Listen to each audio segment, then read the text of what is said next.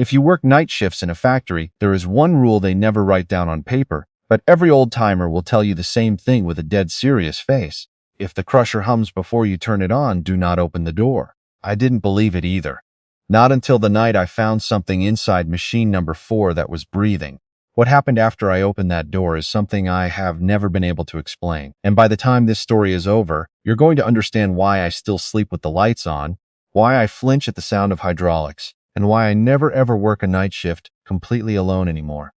Stick with me to the very end, because the worst part of this story isn't what I found inside that machine. It's what I found out about myself standing in that doorway, and what I learned afterward about how many men had stood in that exact same spot before me. If this is your first time here, subscribe now, because it's about to get a lot worse. My name is Daniel. For 6 years, I worked as an industrial maintenance technician at a scrap processing plant on the outskirts of town, the kind of place most people drive past without a second glance, a sprawling maze of rusted corrugated buildings behind a chain-link fence lit by sodium lights that buzzed and flickered like dying insects. We ran 3 industrial crushers, machines the size of small houses, engineered to swallow cars, appliances, industrial waste, entire truckloads of scrap metal, and reduce all of it to dense, compact blocks in under a minute. The hydraulic rams alone generated enough force to fold a pickup truck in half like a piece of paper, enough force that the plant's own safety manual described a worst-case human injury scenario in language so clinical and horrifying that new hires usually stopped reading halfway through. I worked nights because the pay differential was better, because I had bills that didn't care what time I slept, and because back then I genuinely believed I wasn't afraid of anything. Hold on to that thought, because by the end of this story you'll understand exactly why that kind of confidence gets punished in a place like this. Before I tell you what happened 3 weeks ago, you need to understand the plant itself, because the plant is as much a character in this story as anything else that happens in it. It was built in the 70s, expanded twice since, a patchwork of old and new machinery stitched together across 4 acres of concrete and gravel. During the day, it was loud and chaotic, full of forklifts and shouting and the constant metallic thunder of scrap being sorted and fed into the crushers. But deep into the graveyard shift, the plant transformed into something else entirely. Quieter, stiller, far more unsettling than the daytime chaos ever was. The machines sat like sleeping giants under sodium light, shadows pooled in corners the lighting couldn't reach. Sound traveled strangely across all that open concrete, bouncing and distorting until you genuinely couldn't tell where a given noise had actually originated. The plant had rules. Official ones, laminated and bolted to the walls near every entrance. Lockout-tagout procedures, hard hat zones, emergency stop locations marked in bright yellow, standard industrial safety material. But there was also a second set of rules, unofficial ones, passed technician to technician like a secret nobody wanted to fully admit was real, spoken only in the break room at 3 in the morning when the coffee had gone bitter and the conversation drifted somewhere it usually didn't go. My supervisor, a heavy-set, weathered man named Frank who had worked graveyard at that plant for almost 20 years, taught them to me on my very first night in a voice far heavier than I expected from a man supposedly telling ghost stories to scare the new guy. Rule 1. If you ever hear the hydraulics on any crusher engage on their own, no hand on the panel, no work order calling for it, you do not investigate. You back away, radio it in, and let daylight deal with it. Rule 2. You never work alone on crusher 4 after 2 in the morning. If your partner has to step away for any reason, you step away too, even mid-repair. Rule 3, spoken almost in a whisper. If you ever hear something that sounds like breathing coming from inside a crush chamber, you do not open the access door. You seal the area, leave the building if you have to, and don't go back until full daylight. There were smaller rules, too, ones Frank mentioned almost as afterthoughts over my first few weeks, the way you'd mention something you didn't fully believe yourself, but repeated anyway out of habit. Never whistle in the crusher house after midnight. He never explained why. Only said the old-timers believed it called attention to something that didn't need calling. Always count your tools before and after working on crusher 4, because things had reportedly gone missing from bags over the years and turned up days or weeks later sealed inside compacted scrap blocks that had already shipped off the property. If you ever felt a sudden, unexplainable drop in temperature near crusher 4 with no mechanical cause for it, you left the building immediately, no matter what you were in the middle of doing, no matter how far behind that put you on your work order. And there was one more rule, the strangest of all. One Frank only told me about a year into the job, late one night when he'd had a rough week and was more talkative than usual. He said if you ever saw your own reflection in any polished section of Crusher 4's housing, and it moved even a half second out of sync with you, turned its head a fraction late, blinked when you hadn't blinked yet. You were to leave the crusher house immediately and not come back for the rest of that shift. And you were never under any circumstances to mention what you'd seen to the technician who relieved you, because Frank believed, without ever fully explaining why, that talking about it out loud inside that building made it more likely to happen to the next person too. I laughed at all of it that first year. Not cruelly, I liked Frank, respected him, but I laughed the way anyone rational laughs at things that sound like campfire stories dressed up in coveralls and grease stains. Frank didn't laugh back, not once in 6 years. He just looked at me with this flat, tired, humorless expression, the look of a man who had heard that exact laugh from someone before, someone who, by the end of their time at that plant, wasn't laughing anymore. He never explained further than what he'd already said. He just told me every single time, "You'll understand eventually," and went back to his paperwork. And something about the consistency of that response, repeated identically over years, stuck with me even as I dismissed the content of it. For 5 years, nothing happened that couldn't be explained by ordinary physics and a healthy imagination working overtime in a dark, echoing building at 3 in the morning. Hydraulics sometimes released residual pressure on their own, producing a hiss that, if you were tired enough, could sound almost like an exhale. Wind gusting through open bay doors sometimes moved through the ductwork in a way that mimicked breathing if you let your mind wander toward it.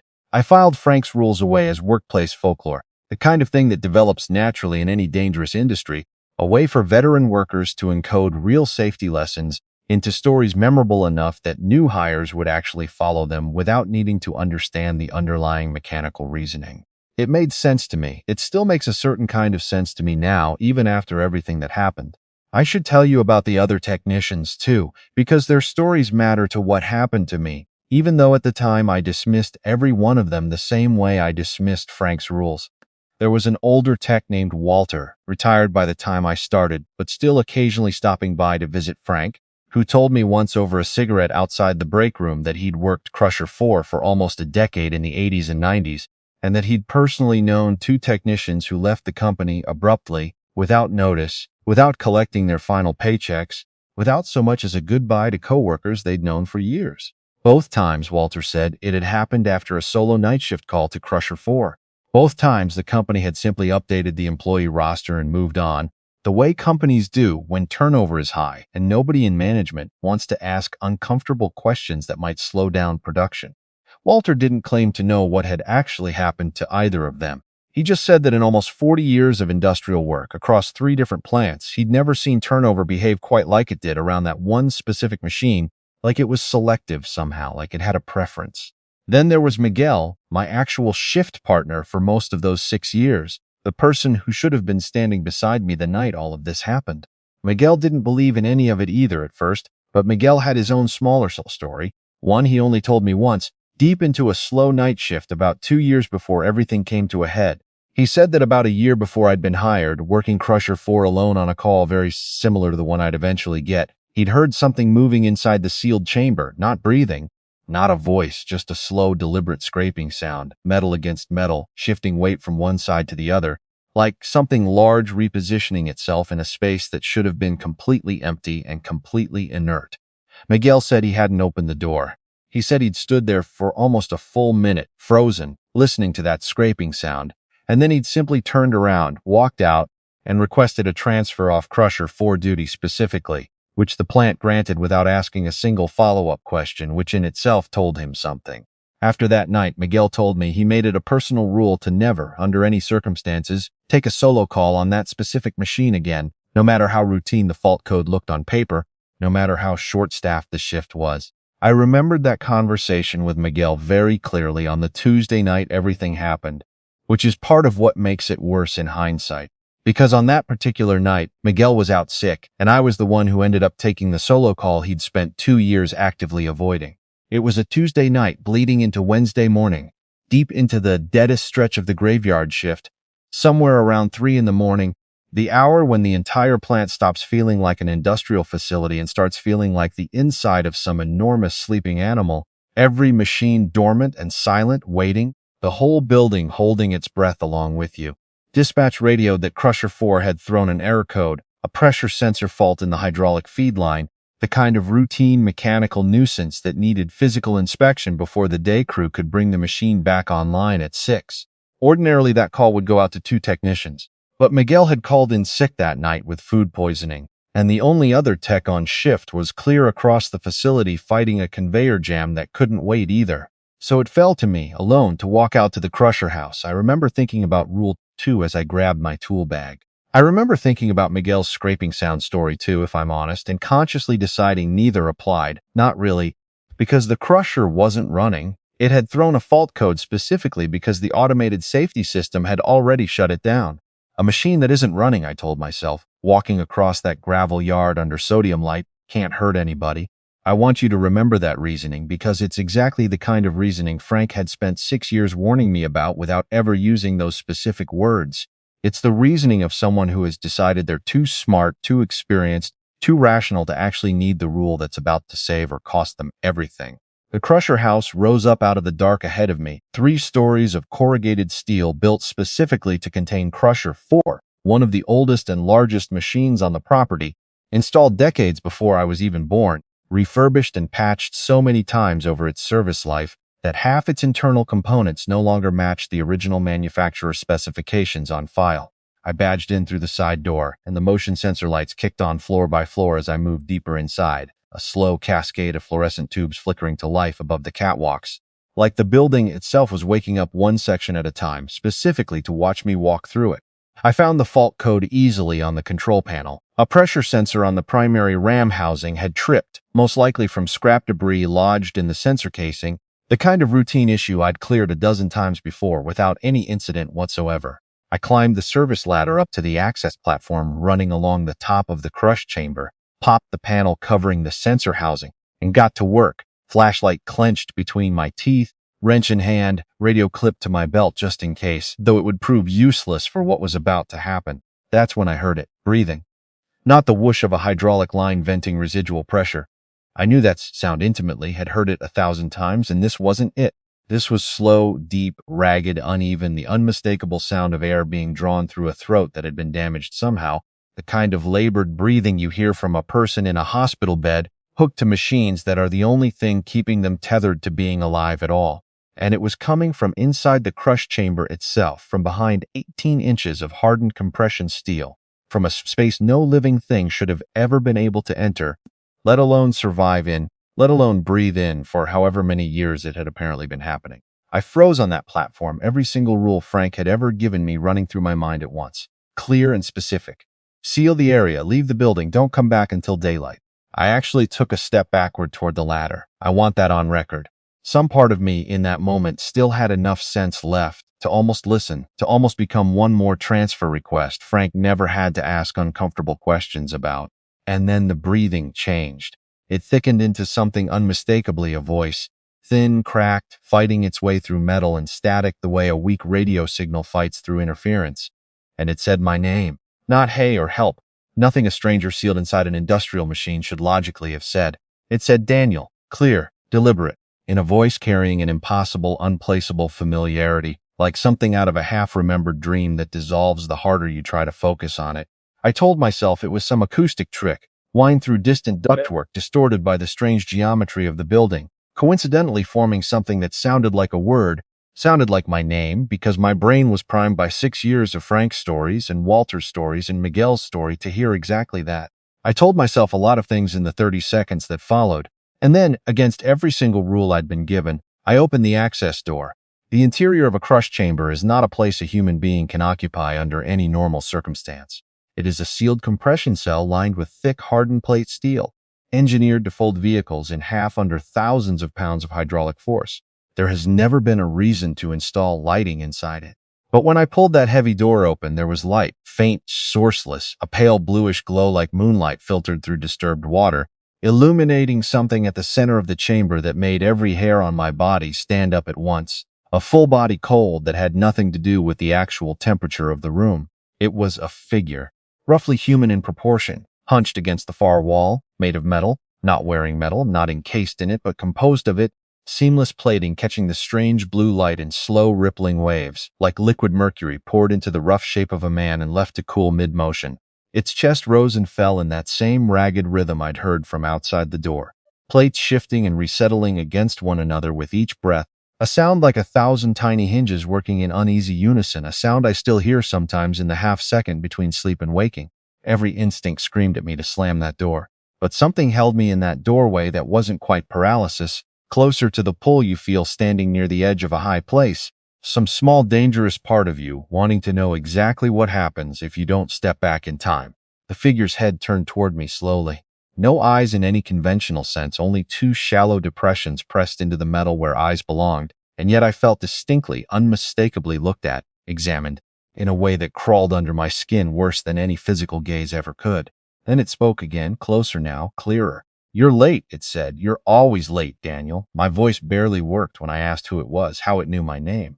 It laughed, a horrible grinding sound, gears stripping their teeth against each other, and said something I still haven't been able to shake. "I'm what's left of the last one who opened this door. Ask Frank. Ask him what happened to the tech before you. Ask him about the ones before that, too, if you think you can handle the answer." Piece by piece, it told me about a technician named Robert, who had worked Crusher for 8 years before I started, who had gone into that same Crusher house alone on a night shift much like mine, chasing a fault code much like mine, and who had simply never come back out. The official story was that Robert had quit without notice.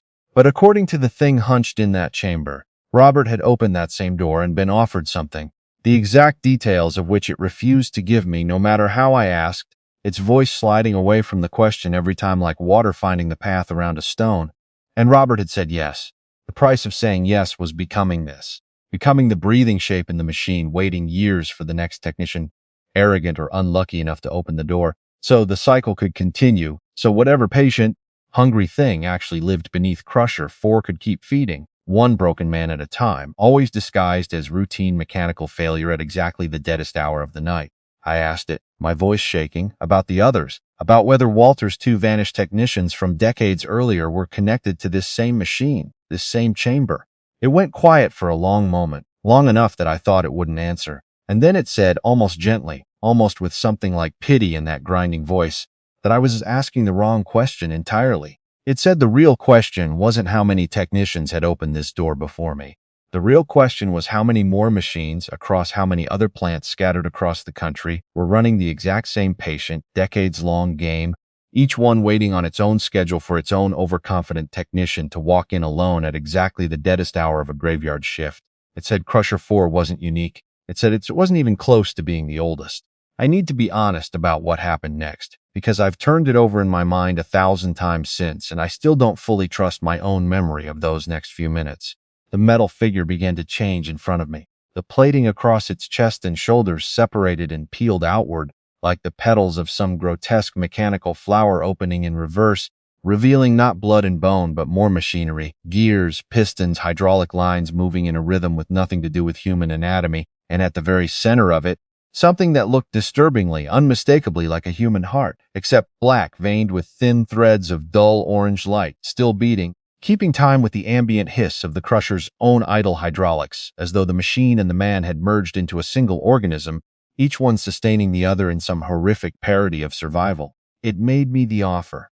The same offer, it implied, given to Robert and to Walter's 2 vanished friends before him, going back further than any of us could trace through company records that had conveniently never survived multiple system migrations over the decades. It said the machine required a tender, someone bonded permanently to it who would keep it running, keep it fed with a certain slow trickle of misfortune it could no longer describe in any human tongue. In exchange, the tender would never age, never truly die in the way people fear dying, existing instead in a suspended, painless permanence. The price was the total, gradual loss of the human body, transformed plate by plate into exactly what stood in front of me, until nothing remained but the voice and whatever memories still rode somewhere inside all that metal, thinning out more with every passing year, it admitted, almost sadly, like a candle guttering slowly toward the end of its wick. I said no. Clearly, immediately, no hesitation, because whatever pull had held me frozen in that doorway broke the instant I fully understood what was actually being offered. The moment I refused, the blue light died all at once, plunging the chamber into total darkness. The breathing stopped mid-exhales, and the hydraulics on Crusher 4, powered down, locked out, no reason on earth to be capable of activating, engaged on their own with a scream of pressurized fluid that nearly threw me backward off the platform and down 3 stories onto the concrete floor. Below, I ran. I got down that service ladder faster than I've moved in my entire life, badged out through the side door into the cold night air, and didn't stop running until I was back inside the main office under fluorescent light, hands shaking too badly to properly dial a phone. I called Frank. It was almost 4 in the morning, and he picked up on the second ring, like some part of him had been braced for that call for a very long time. I asked him about Robert. Long silence, long enough I thought the call had dropped, and then Frank said quietly, "I told you the rules for a reason." He told me Robert had been his closest friend at that plant, had trained him when Frank was the new hire, and that Frank had gone looking for Robert the night he vanished, walked into that crusher house alone against every rule he'd later teach me, heard the same breathing, seen the same faint blue light bleeding from beneath the access door, and had shut that door immediately, sealed off the section, and never gone back in, not once, in all the years since.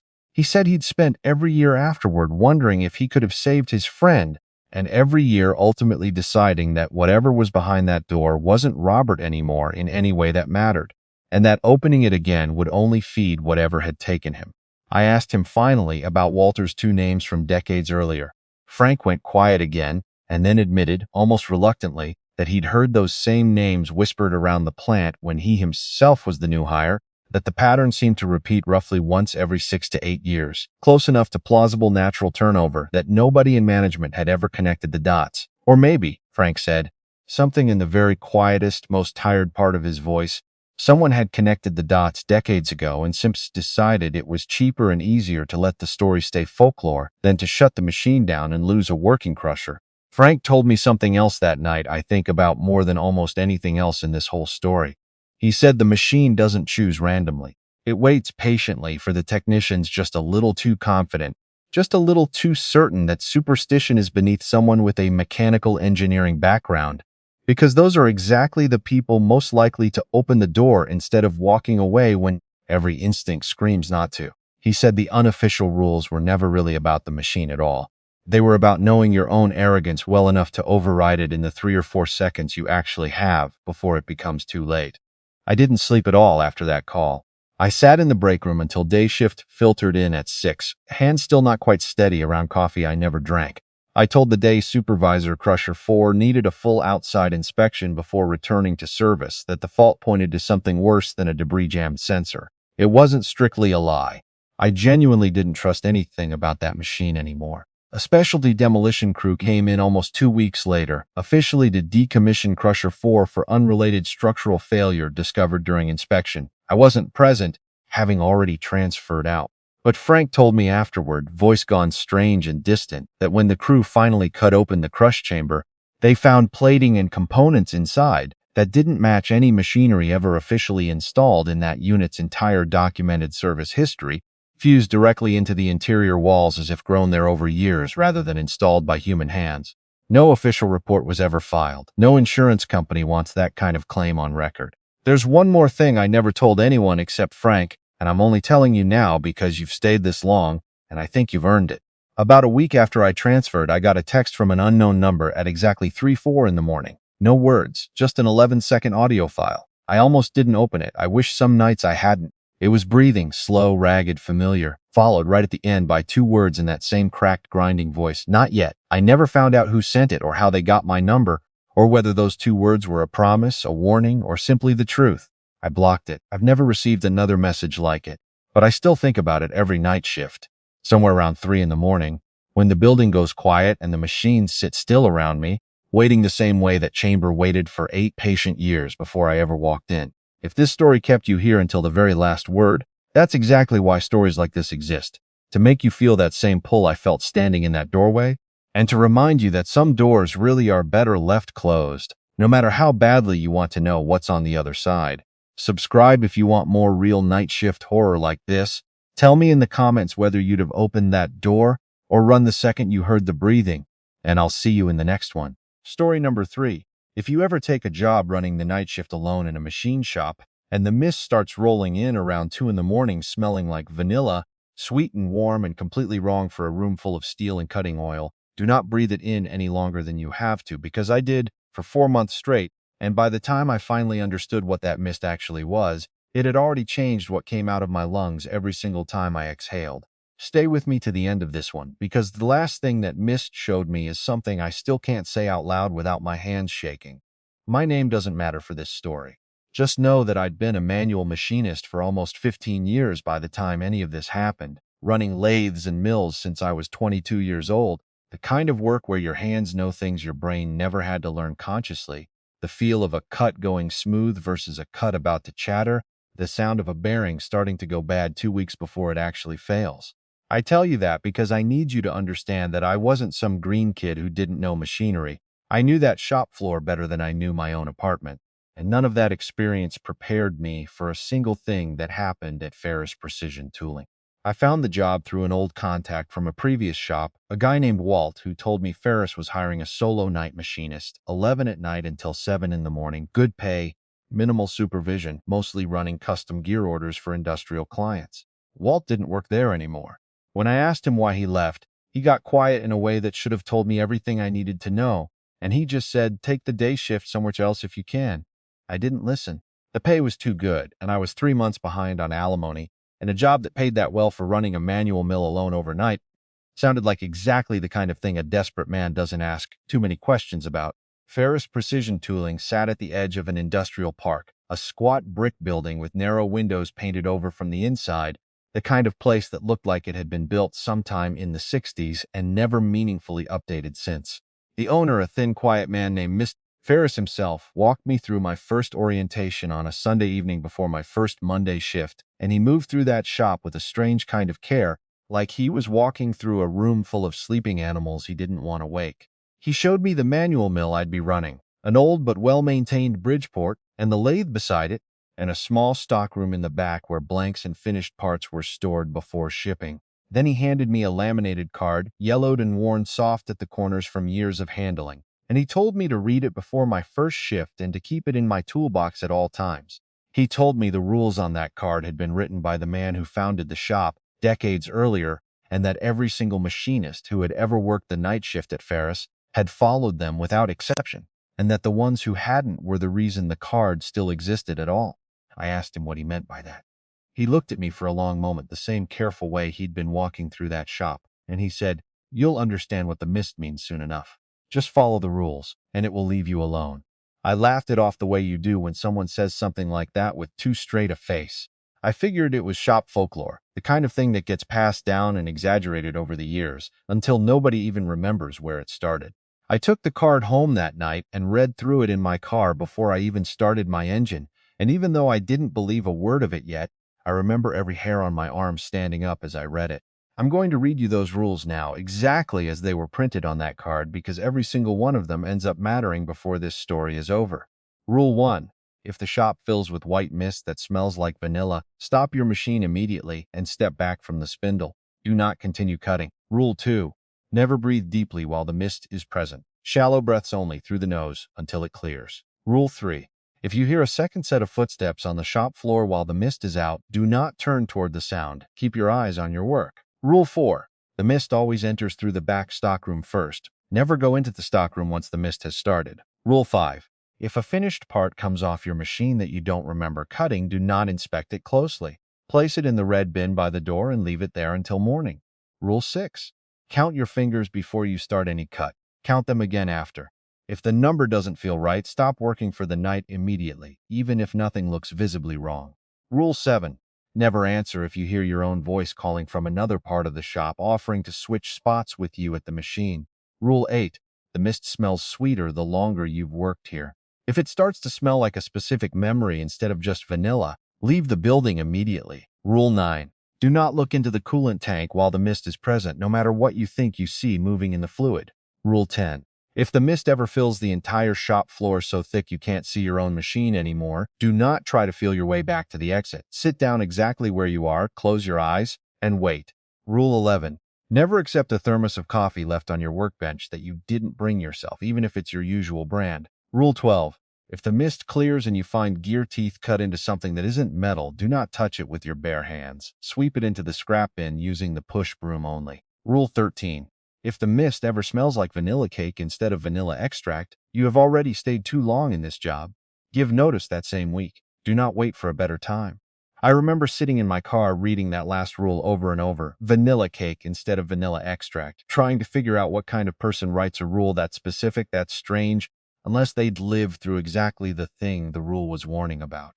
But rent was due and alimony was due, and I told myself every trade has its old ghost stories. The stuff older machinists tell the new guy to keep him sharp and careful around dangerous equipment.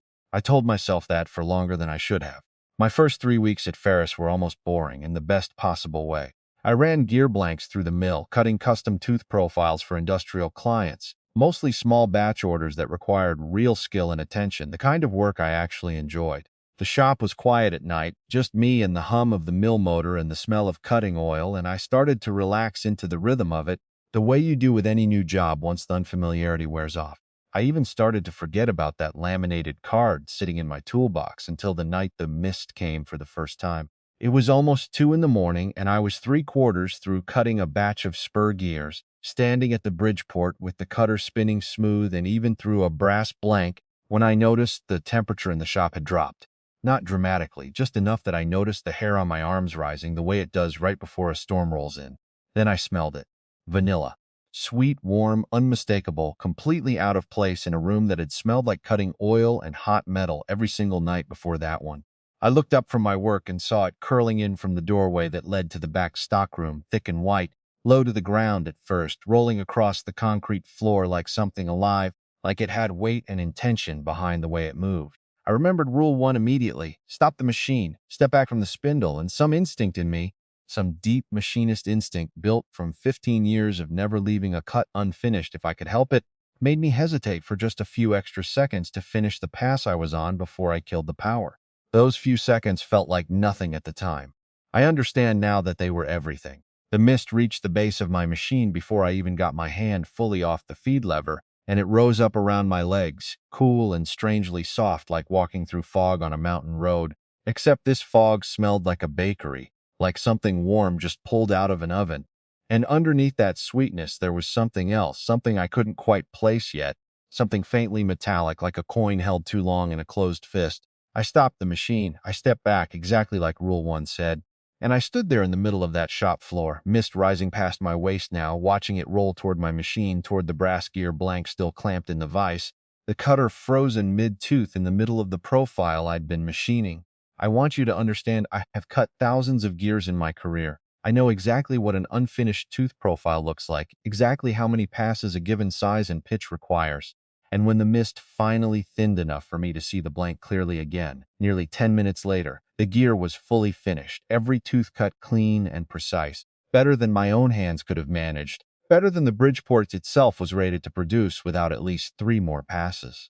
I stood there staring at that finished gear for a long time, and that's when I noticed the second thing. Off in the corner of the shop, near the lathe I hadn't touched all night, there was a soft grinding sound, rhythmic, steady, exactly the sound of someone running a manual lathe with real skill, real experience. I looked over, half expecting to see Mr. Ferris had let himself in for some reason, and instead I saw through the thinning mist a shape standing at the lathe, working it with confident, practiced hands, wearing the exact same coveralls I was wearing, the same worn leather work gloves I always kept in my back pocket. Rule 3 came back to me immediately. Do not turn toward the sound. Keep your eyes on your work. But I had already turned. I had already looked. The shape at the lathe didn't turn to face me. It just kept working, steady and calm, and after a few seconds, the mist swallowed it completely. And when it cleared a moment later, the lathe was empty, powered down exactly the way I'd left it hours earlier. No sign that anyone or anything had ever touched it. I finished that shift in a daze, moving through my remaining tasks on pure muscle memory. And when I got home that morning, I didn't sleep for almost 20 hours straight. I told myself I'd imagined it, that 15 years of night shifts and irregular sleep had finally caught up with my brain in some vivid, unsettling way. I told myself a lot of comfortable lies over the following weeks, the same way I imagined every single machinist who ever worked that night shift told themselves comfortable lies, right up until the lies stopped holding together. If you've made it this far into the story, you already know this isn't going to end with a comfortable explanation. So go ahead and subscribe now if you want more true night shift horror stories like this one, because what happened over the following months at Ferris Precision Tooling is something I still have trouble saying out loud, even now. Over the following weeks, the mist became a regular visitor, always around 2 in the morning, always announced first by that drop in temperature and that sweet vanilla smell curling in from the stockroom door. I got better at following the rules, mostly out of pure animal instinct at that point, rather than any real belief in what they protected against. I killed my machine the instant I smelled vanilla, no matter what cut I was in the middle of. I kept my breath shallow, through my nose, the way Rule 2 instructed, even though I never fully understood why until much later. I never went near the stockroom once that mist started rolling out from underneath its door. And I never, not once, turned toward the sound of that second machinist working somewhere else on the floor, even though I heard him, or whatever it actually was, almost every single night after that first encounter. I started noticing other things too, small details that built up slowly into a picture I didn't want to see clearly. My finished part counts started coming in higher than what I actually remembered cutting by hand. At first, I told myself I was simply working faster than I realized, caught up in the rhythm of a good shift, losing track of time the way skilled tradesmen sometimes do when they're deep in focused work. But the numbers kept climbing week after week until I was consistently finishing nearly double what any competent machinist could realistically produce alone on a manual mill in an 8-hour shift, and every single one of those extra parts was flawless, better than my own best work. Every tooth profile cut with a precision that bordered on impossible for hand-operated equipment. I remembered Rule 5. If a finished part comes off your machine that you don't remember cutting, do not inspect it closely. Place it in the red bin by the door. I found that red bin in my second week, sitting quietly by the front entrance, and I started using it exactly as instructed, dropping in every part I couldn't account for in my own memory, never looking at them too closely, just setting them down and walking away the way you'd set down something you'd rather not think about. By my second month, I was placing parts in that red bin almost every single night. One night early in my third month, I broke Rule 6 without even realizing I was breaking it. Count your fingers before you start any cut. Count them again after. If the number doesn't feel right, stop working for the night immediately, even if nothing looks visibly wrong. I'd never taken that rule seriously, honestly, because it seemed like the strangest one on the entire card, the kind of instruction that belonged in a fever dream rather than a workplace safety card. But that night, close to 3 in the morning, right after the mist had cleared from its nightly visit, I looked down at my hands resting on the mill's control levers, and something about them felt wrong in a way I couldn't immediately articulate. I counted my fingers, 10, exactly what should have been there. But the wrongness didn't go away, and it took me almost a full minute of staring at my own hands to understand what was actually bothering me. My hands looked exactly right. Every scar in the exact place I remembered, every callus exactly where 15 years of machine work had put them. But they didn't feel like they belonged to me anymore. The way a limb feels different after it's fallen asleep, and you're waiting for the feeling to come back properly. I flexed my fingers. They moved correctly, but some deep animal part of my brain kept insisting, quietly and persistently, that these were not the same hands that had walked into that shop 3 months earlier. I should have stopped working for the night right then, exactly like Rule 6 instructed. Instead, I finished my shift because I was tired and scared and desperately wanted to convince myself I was simply exhausted, imagining things, letting the shop's strange atmosphere get into my head the way ghost stories do to anyone who spends too many hours alone in the dark. I want to tell you about the thermos, because this is the part of the story where I started to understand that whatever was happening at Ferris Precision Tooling wasn't random, wasn't just some ambient haunting that happened to exist in that building. It was deliberate. It wanted something from me, and it was patient enough to take its time getting it. About 10 weeks into the job, I arrived for my shift one night to find a thermos sitting on my workbench, my actual thermos, the same dented steel one I'd owned for almost a decade. The same one that should have been sitting on my kitchen counter at home, where I'd left it that morning. I stood there staring at it for a long time, remembering Rule 11. Never accept a thermos of coffee left on your workbench that you didn't bring yourself, even if it's your usual brand. I hadn't brought a thermos that night. I'd left mine at home on purpose, actually, after running out of coffee grounds that morning and deciding not to bother. I didn't drink from it. I want you to know that clearly, because it matters for what happened afterward. I left that thermos sitting exactly where I found it, untouched, and I went about my shift as normally as I could manage with my hands still shaking every time I glanced over at it.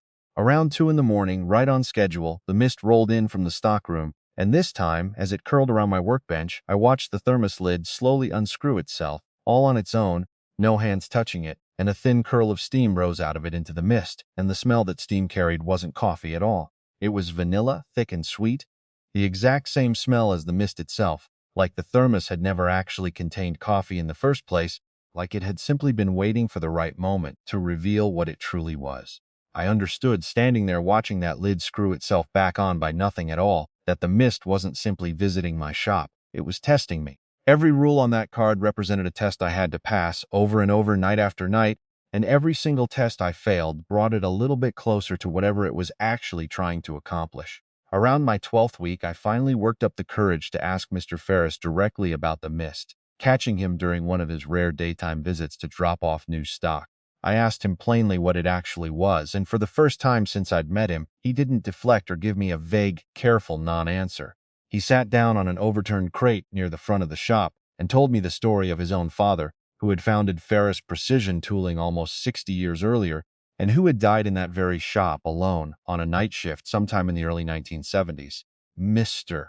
Ferris told me his father had been a brilliant machinist, the kind of craftsman whose work was talked about with real reverence by everyone who ever saw it, and that in his final years, working long solitary night shifts to keep the struggling business afloat, he had become obsessed with achieving a kind of perfection in his gear work that ordinary human hands simply couldn't sustain, night after night, year after year.